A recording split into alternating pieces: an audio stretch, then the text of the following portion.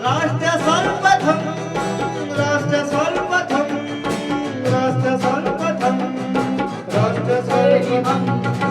राष्ट्र सर्वप्रथम की बात ललित सुमन के साथ कार्यक्रम में नेशनल टीवी चैनल कात्यायनी पर आपका स्वागत है। प्रधानमंत्री नरेंद्र मोदी ने वीडियो कॉन्फ्रेंसिंग के जरिए गुरुवार को टॉय कैथन 2021 के कार्यक्रम में भाग लिया। शिक्षा मंत्रालय द्वारा आयोजित इस कार्यक्रम में पीएम मोदी ने प्रतिभागियों से भी बातचीत की। पीएम मोदी ने टॉय कैथन में कहा कि ग्लोबल टॉय मार्केट करीब $100 बिलियन का है।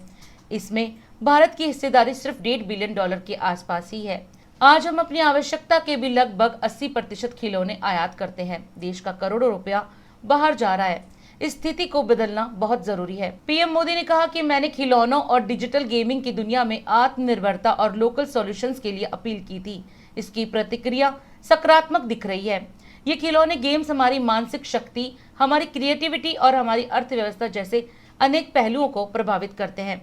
इस चुनौतीपूर्ण समय में देश के पहले टॉयकेथॉन का आयोजन इसी भावना को मजबूत करता है। इस टॉयकेथॉन में हमारे बाल मित्रों से लेकर युवा साथियों, टीचर्स, स्टार्टअप्स और उद्यमियों ने भी बहुत उत्साह से हिस्सा लिया है। पहली बार ही 1,500 से ज्यादा टीमों का ग्रैंड फिनाले में शामिल होना, ये अपने आप में उज्जवल भविष्य के संकेत देता है। साथियों, बीते 5-6 वर्षों में हैकाथॉन को देश की समस्याओं के समाधान का एक बड़ा प्लेटफॉर्म बनाया गया है। इसके पीछे की सोच है देश के सामर्थ्य को संगठित करना, उसे एक माध्यम देना। कोशिश ये है कि देश की चुनौतियां और समाधान से हमारे नौजवान का सीधा कनेक्ट हो। जब ये कनेक्ट मजबूत होता है तो हमारी युवा शक्ति की प्रतिभा भी सामने आती है और देश को बेहतर समाधान भी मिलते हैं। देश के पहले टॉयकेथॉन का मकसद भी यही है। मुझे याद है, मैंने खिलौनों और डिजिटल गेमिंग की दुनिया में आत्मनिर्भरता और लोकल सॉल्यूशंस के लिए युवा साथियों से अपील की थी। उसका एक पॉजिटिव रिस्पांस देश में देखने को मिल रहा है। हालांकि चंद लोगों को यह भी लगता है कि खिलौने ही तो है, इनको लेकर इतनी गंभीर चर्चा की क्या जरूरत है। असल में ये टॉयज, ये गेम्स हमारी मानसिक शक्ति, हमारी क्रिएटिविटी और हमारी अर्थव्यवस्था पर ऐसे अनेक पहलुओं को प्रभावित करते हैं। इसलिए इन विषयों की बात भी उतनी ही आवश्यक है। हम सब जानते हैं कि बच्चे की पहली पाठशाला अगर परिवार होता है तो पहली किताब और पहला दोस्त ये खिलौने ही होते हैं। ये है टॉयज और गेमिंग की दुनिया की अर्थव्यवस्था, टॉयकोनॉमी। आज हम जब बात कर रहे हैं तो ग्लोबल टॉय मार्केट करीब $100 बिलियन का है। इसमें भारत की हिस्सेदारी सिर्फ $1.5 बिलियन के आसपास ही है, सिर्फ 1.5 बिलियन। आज हम अपनी आवश्यकता के भी लगभग 80% खिलौने विदेशों से आयात करते हैं। यानी इन पर देश का करोड़ों रुपये बाहर जा रहा है। इस स्थिति को बदलना बहुत जरूरी है, लेकिन ये तभी संभव है जब हम अपने लोकल खिलौनों के लिए वोकल होंगे। लोकल के लिए वोकल होना जरूरी है और उनको बेहतर बनाने के लिए, ग्लोबल मार्केट में कॉम्पिटेटिव बनाने के लिए हर स्तर पर प्रोत्साहन देंगे। इसके लिए इनोवेशन से लेकर फाइनेंसिंग तक नए मॉडल विकसित करना बहुत जरूरी है। आज जब देश आजादी के 75 वर्ष का अमृत महोत्सव मना रहा है, तो ये टॉयज और गेमिंग से जुड़े सभी इनोवेटर्स और क्रिएटर्स के लिए बहुत बड़ा अवसर है। आजादी के आंदोलन से जुड़ी अनेक ऐसी दास्तान है जिनको सामने लाना जरूरी है। आप जैसे युवा इनोवेटर्स और क्रिएटर्स से देश को बहुत उम्मीद है। मुझे पूरा विश्वास है कि आप अपने लक्ष्यों में जरूर सफल होंगे, अपने सपनों को जरूर साकार करेंगे। एक बार फिर इस टॉयकथॉन के सफल आयोजन के लिए मैं बहुत बहुत बधाई देता हूं। कबीरदास जी हिंदी साहित्य के एक महान कवि ही नहीं बल्कि महान विचारक और समाज सुधारक भी थे। उन्होंने अपनी कल्पना शक्ति और सकारात्मक विचारों के माध्यम से कई रचनाएं लिखी। कबीर जी ने लोगों को भारतीय संस्कृति के महत्व को समझाया। भक्ति काल के प्रमुख कवि कबीरदास जी ने अपनी रचनाओं के माध्यम से लोगों को जीवन जीने का सही मार्ग समझाया। संत कबीर जी ने समाज में फैली कुरीतियों को भी दूर करने की कोशिश की। इसके साथ ही हिंदी साहित्य को समृद्ध बनाने में उनका महत्वपूर्ण योगदान रहा। कबीरदास जी को कई भाषाओं का ज्ञान था। उनकी रचनाओं और दोहों में ब्रिज, हरियाणवी, अवधी, राजस्थानी समेत खड़ी बोली देखने को मिलती है। कबीरदास जी के जन्म के संदर्भ में निश्चित रूप से कुछ भी कह पाना संभव नहीं है, लेकिन मान्यताओं के अनुसार ज्येष्ठ मास पूर्णिमा को उनकी जयंती के रूप में मनाया जाता है और आज 24 जून को उनकी जयंती है। कई मान्यताओं के अनुसार संत कबीर ज्येष्ठ पूर्णिमा के दिन काशी में लहर तारा तालाब के कमल पुष्प पर एक दंपति नीरू और नीमा को मिले थे। उन्होंने ही संत कबीर जी का पालन पोषण किया था। संत कबीर जी ने लगभग अपना पूरा जीवन सामाजिक अंधविश्वास को दूर करने में बिता दिया। अपना पूरा जीवन काशी में ही बिताने के बाद अपने आखिरी समय में वो मगहर चले आए। यहाँ वो एक और अंधविश्वास को तोड़ना चाहते थे कि काशी में मोक्ष मिलता है और मगहर में नर्क। यहाँ उन्होंने अपनी अंतिम देह त्याग दी, पर उनकी मृत्यु के बाद उनके भक्तों में भी विवाद छिड़ गया और जब उनकी देह से चादर हटाई तो वहां से सिर्फ फूल ही फूल मिले। कबीर जी के भक्तों ने वहां रखे फूलों को बांटकर अपने रीति रिवाजों और संस्कारों से उनका अंतिम संस्कार कर दिया। संत कबीर जी की जयंती पर पीएम मोदी ने ट्वीट कर उन्हें नमन करते हुए कहा कि संत कबीरदास जी को उनकी जयंती पर शत शत नमन। उन्होंने न केवल सामाजिक कुरीतियों पर प्रहार किया बल्कि दुनिया को मानवता और प्रेम का संदेश दिया। उनका दिखाया मार्ग हर पीढ़ी को भाईचारा और सद्भावना के साथ आगे बढ़ने के लिए प्रेरित करता रहेगा। तो वहीं मुख्यमंत्री नीतीश कुमार ने भी कबीर जयंती के अवसर पर बिहार वासियों व देशवासियों को हार्दिक शुभकामनाएं दी। मुख्यमंत्री ने अपने संदेश में कहा कि संत कबीर हिंदी साहित्य के भक्तिकालीन युग में ज्ञानाश्रयी निर्गुण शाखा की काव्य धारा के प्रवर्तक थे। इनकी रचनाओं ने हिंदी प्रदेश के भक्ति आंदोलन की गहरे स्तर तक प्रभावित किया था। जब भी भारत में धर्म, भाषा व संस्कृति की चर्चा होती है तो कबीरदास जी का नाम सबसे पहले आता है, क्योंकि कबीरदास जी ने अपने दोहों के माध्यम से भारतीय संस्कृति को दर्शाया है। मुख्यमंत्री नीतीश कुमार ने कहा कि संत कबीर जी का जीवन दर्शन व उनकी काव्य रचना प्रेरणादायक और हम सब के लिए अनुकरणीय है। इसके अलावा उत्तर प्रदेश के मुख्यमंत्री योगी आदित्यनाथ ने ट्वीट कर संत कबीर जी को श्रद्धा सुमन अर्पित करते हुए कहा कि सनातन संस्कृति की महान संत परंपरा के अद्भुत प्रतीक, अद्वितीय रचनाकार, निर्भीक समाज सुधारक, युग प्रवर्तक संत कबीरदास जी को उनकी जयंती पर कोटि कोटि नमन। सत्य, मानवता और भाईचारे का संदेश देती संत कबीरदास जी की शिक्षा समता मूलक समाज के निर्माण का मार्ग प्रशस्त करती है। तो वहीं संत कबीरदास जी की जयंती पर कांग्रेस पार्टी ने भी ट्वीट कर उन्हें नमन किया। इसके अलावा कई राजनीतिक दल और कई धार्मिक संस्थानों ने भी उनकी जयंती पर शुभकामनाएं दी। देश में जैसे जैसे कोरोना की दूसरी लहर में कोरोना के मामले लगातार घटते जा रहे हैं, तो वहीं राजधानी दिल्ली में भी कोरोना के मामलों में तेजी से कमी आई है और कोरोना के मामलों में कमी के चलते कई राज्यों समेत राजधानी दिल्ली में वैक्सीनेशन की प्रक्रिया तेज हो गई है। तो वहीं वैक्सीन को लेकर लोगों को जागरूक करने के उद्देश्य से दिल्ली प्रदेश कार्यालय से 70 वैक्सीन प्रचार वाहन रवाना किए गए, जो दिल्ली की 70 विधानसभाओं में जाकर लोगों को वैक्सीन लगवाने के लिए जागरूक करेंगे।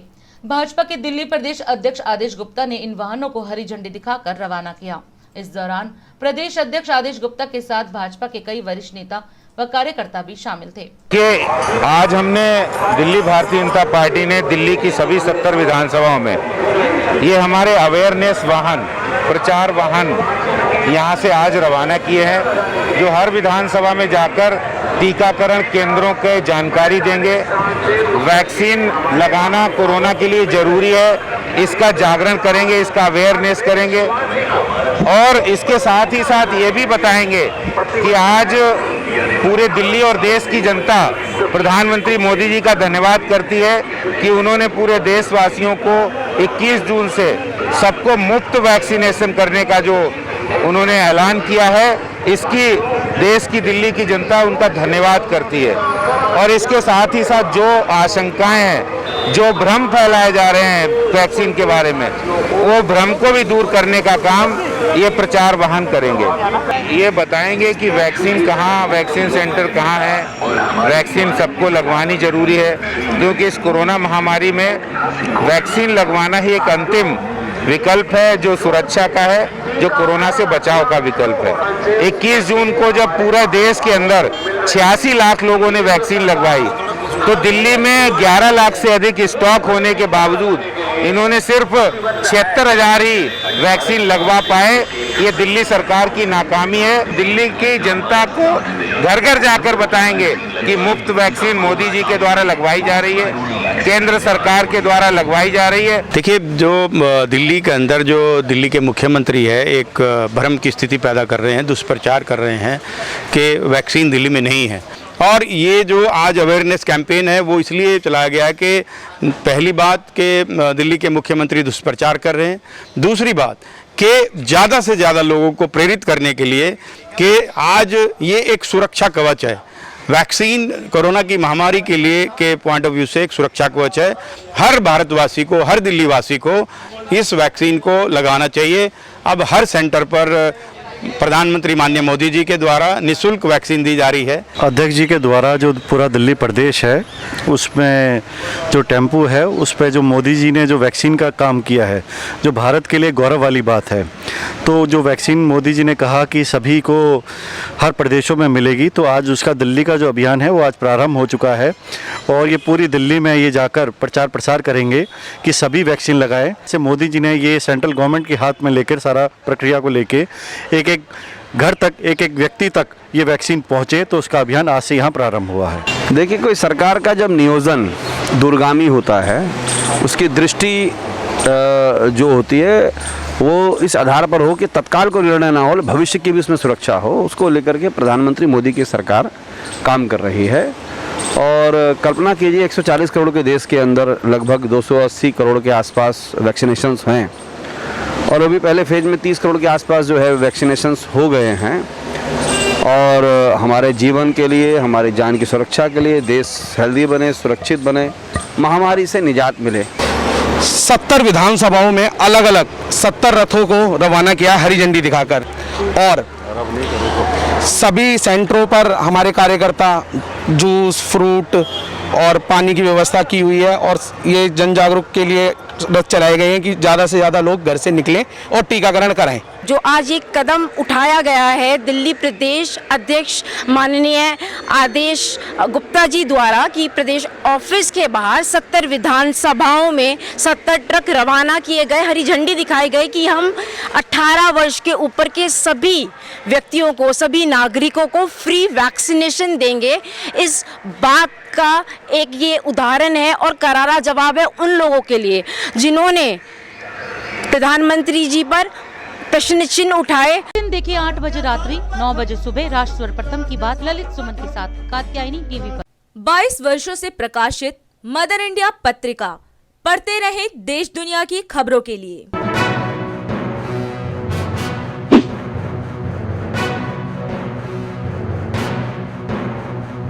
26वें वर्ष में आपके लोकप्रिय समाचार पत्र इंडिया दर्पण का प्रवेश। आप देखते रहें अपने क्षेत्र की खबरें।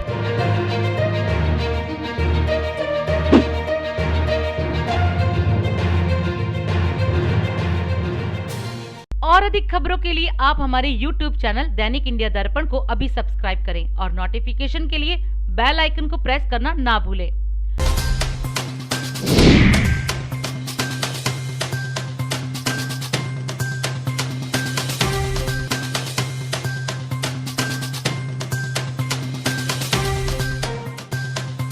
कांग्रेस के पूर्व मंत्री व वरिष्ठ नेता हारून यूसुफ ने प्रेस वार्ता कर कोरोना को लेकर केंद्र सरकार और राज्य सरकार पर निशाना साधते हुए कहा कि राज्य और केंद्र सरकार कोरोना से हुई मौत के आंकड़ों पर खिलवाड़ कर रही है और जिन लोगों की कोरोना से मौत हुई है उनके परिजनों को 4 लाख रुपए देने की बजाय सिर्फ 50,000 रुपए देकर उनका मजाक बनाने का काम कर रही है दिल्ली सरकार।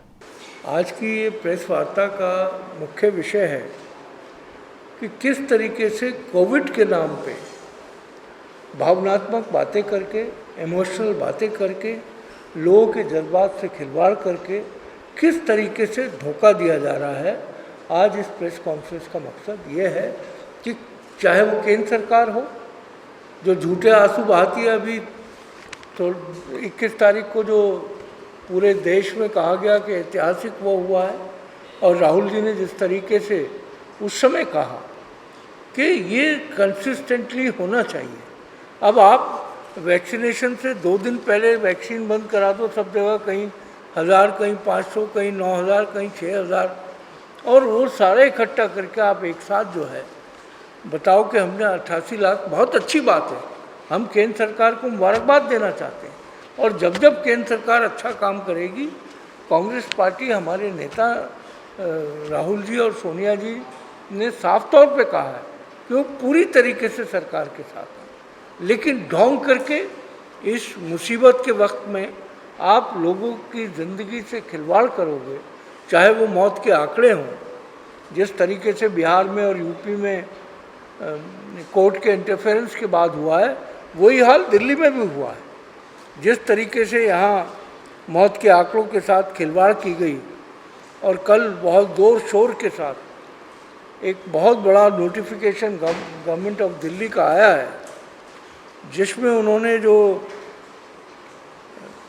कोविड से जिन लोगों की मौत हुई है, बजाय 4 लाख देने के उनको केवल 50,000 रुपये देकर एक झुंझुना थमाने वाली बात है। देखिए, ये बड़ी दुख की बात है।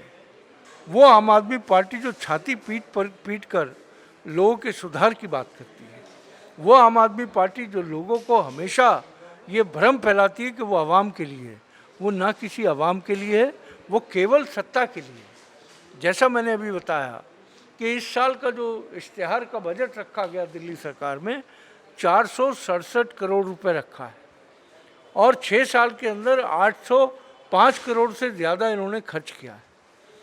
कोविड के कॉम्पनसेशन के लिए कितना पैसा प्रावधान रखा है? 150 करोड़ रुपया। मैं समझता हूँ दिल्ली के लोगों के साथ खिलवाड़ है। और जैसा मैंने कहा कि राहुल जी ने जो ट्वीट किया था कि ये किसी की कीमत नहीं हो सकती, लेकिन एक सहायता हो सकती है उस परिवार की, क्योंकि आप किसी की जान को पैसों में तोल के उसका आप बदल नहीं कर सकते। ये ज़रूर हो सकता है कि उसको थोड़ी सी राहत इससे मिल जाए, लेकिन जिस तरीके का नोटिफिकेशन कल निकाला गया और 4 लाख के बजाय केवल 50,000 देने की बात की है, और 10,000 रुपये उन लोगों की जो कोविड से पीड़ित हुए हैं, और 2500 रुपये महीने का एक वजीफे का झुंझुना। अब आप मुझे बताएं कि जितने कागजात उस गैजेट नोटिफिकेशन में हैं, अगर वो सारे कागजात लेकर आदमी चला जाए तो मैं नहीं समझता उसमें से आधे भी कर पाएंगे। और जो वो दिल्ली जहाँ पर तकरीबन 60% आंकड़े छुपाए गए, आज अगर हम कब्रिस्तान और तमाम जो शमशान घाट हैं उनके आंकड़े देखें, या दिल्ली के अंदर जो डेथ सर्टिफिकेट इशू हुए हैं पिछले 2.5 महीने में, उसी को देख लें तो आपको अंदाज़ा हो सकता है। अब अगर मेरी मृत्यु कोविड से हुई है और डॉक्टर ने लिख दिया कि ये तो हार्ट पेशेंट था, तो मुझे कुछ नहीं मिलेगा।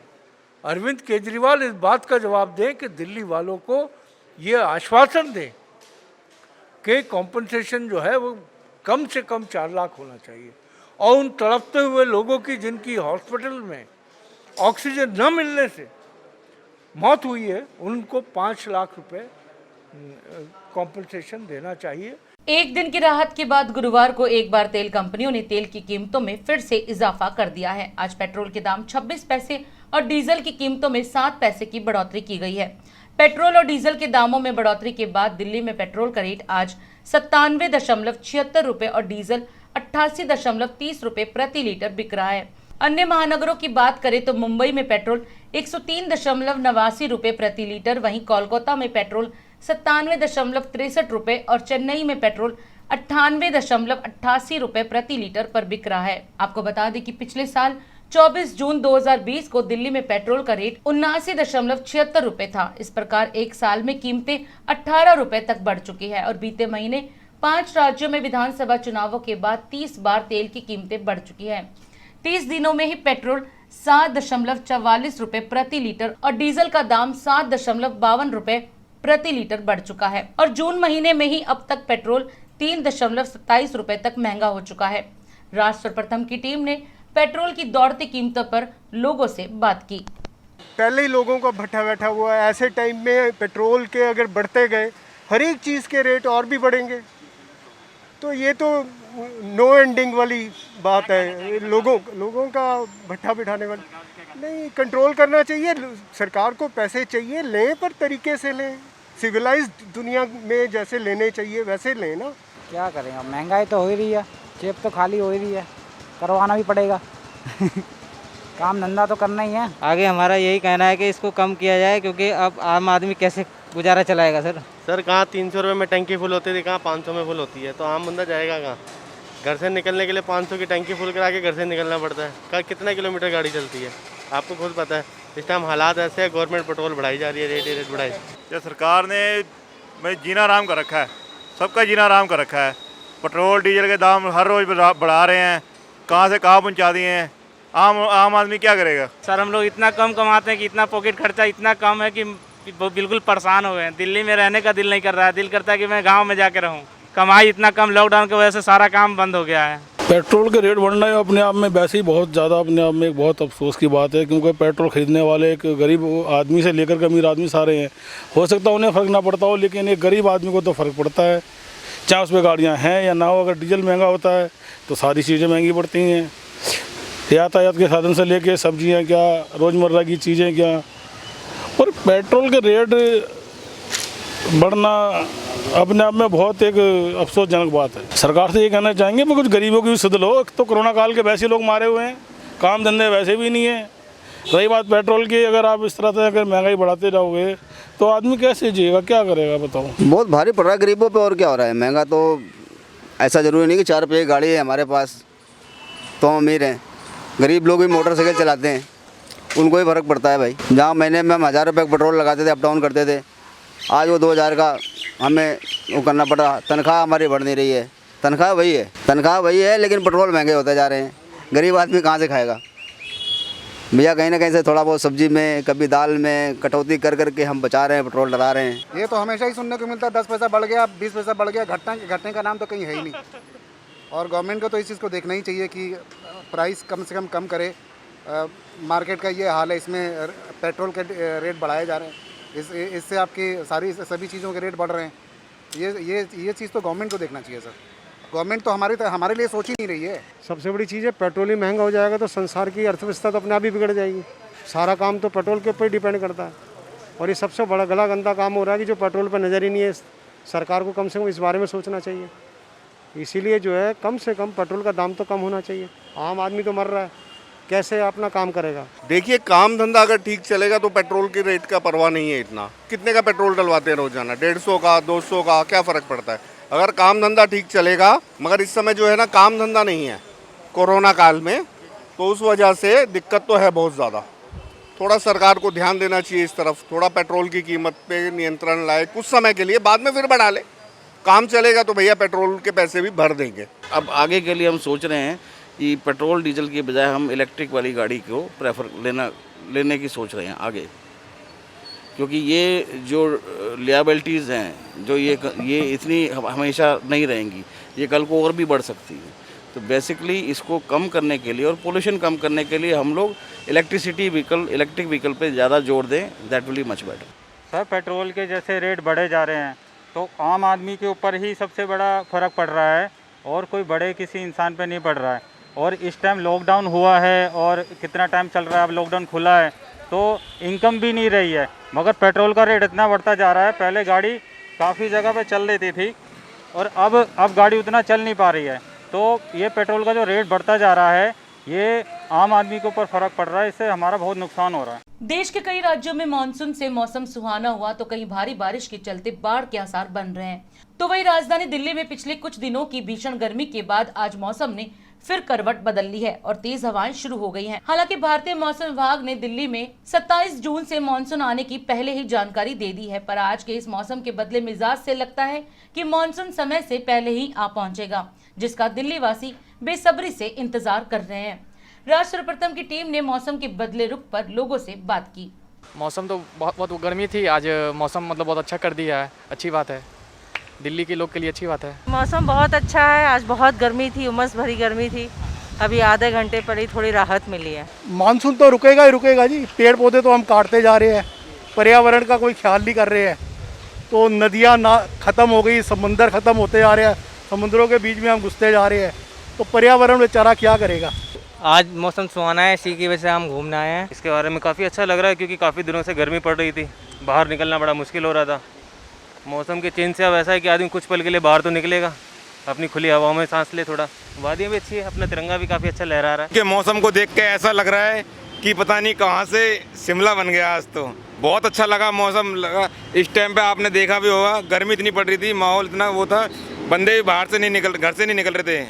अब देखो थोड़ा सा माहौल अच्छा हुआ है तो बहुत अच्छा लगा हमें, थोड़ा ये मौसम अच्छा हुआ तो अब ठीक ठाक अच्छा लग रहा है। 2-3 दिन से गर्मी बहुत थी, ज़्यादा थी, लोग परेशान थे, बहुत ज़्यादा थी, बारिश की उम्मीद थी, बारिश नहीं हुई, लेकिन अब मौसम अच्छा है और अब अच्छा लग रहा है, थोड़ा मौसम ठंडा हुआ है, हवा भी चल रहा है। अभी बहुत अच्छा लग रहा है।